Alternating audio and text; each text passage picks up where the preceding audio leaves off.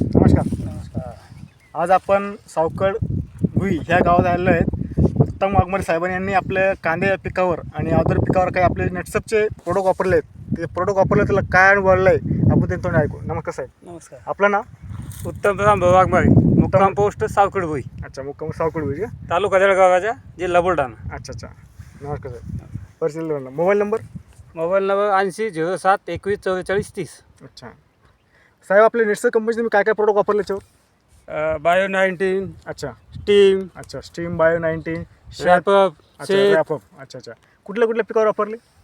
मिरची, कांदा, अच्छा. गहू. मिरची, कांदा, गहू पण वापरले. म्हणजे सर्व पिकावर तुम्ही आपल्या नेटसप कंपनीचे सगळे प्रोडक्ट वापरले. बरोबर. कांद्यावर वापरलं काय काय फरक पडला? कांद्यावर वापरलं तर हे कांद्याची जी पांढरी मुळी, हां ही मुळी आतापर्यंत बी अजून कांदा काढणीला आला तरी ॲक्टिव्ह आहे. हां. अच्छा.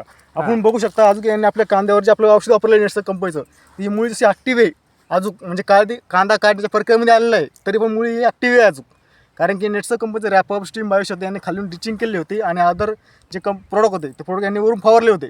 त्यामुळे त्यांचा कांदा तुम्ही बघू शकता, कांदा कसा हा झालेला आहे टवटवीत आहे. आणि पुन्हा अजून त्याची काढण्याची क्षमता अजून किती दिवस राहील कांद्याच्या जमिनीत हा कांदा अजून 10 ते 12 दिवस. 10 ते 12 दिवस. हो. अच्छा. हे कांदा बघून तुम्हाला काय वाटतंय? कांदा ॲक्टिव्ह, मुळे ॲक्टिव्ह राहिल्यामुळे याची उत्पन्न क्षमता आहे अच्छा. कांदा ऍक्टिव्ह राहिल्यामुळे, मुळे ऍक्टिव्ह राहिल्यामुळे कांद्याची क्षमता फुगवण जी आहे, शक्ती- फुगवण पोषक- शक्ती. पोषक- हा. चांगली आहे. फुगवण म्हणजे शक्ती. कांद्याची साईज वाढली समजा. साईज वाढली. अच्छा.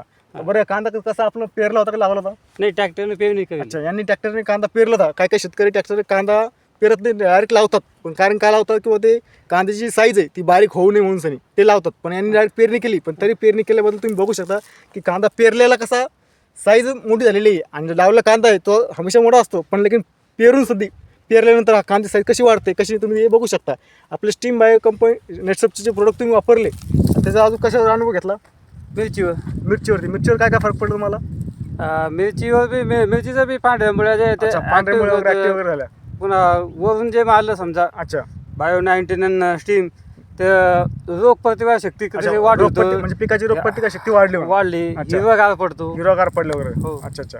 गव्हा पिकावर पण घेतलं होतं तुम्ही? हो, गाव पिकावर. अच्छा. कारला दोडक्या सर्व पिकावर घेतलं सर्व होतं. पिकावर. आपल्या नेटसप कंपनीचे प्रोडक्ट वापरल्याबद्दल धन्यवाद साहेब. धन्यवाद. नेटसप मला कधी कांदा लगेच काढायचा, खाली लगेच आतमध्ये कांद्याचे बुडा लोक हे बघा साहेब. काय वाटतं मोठ्याला उपटले असं. बघा, पूर्ण हा प्लॉट हा पेरलेला कांदा आहे. एक ट्रॅक्टर वगैरे 1 एकरचा कांदा हा प्लॉटमध्ये आहे. याच्यामध्ये स्टीम बायो रॅपअप हे सर्व प्रोडक्ट शेतकऱ्यांनी वापरले आहेत.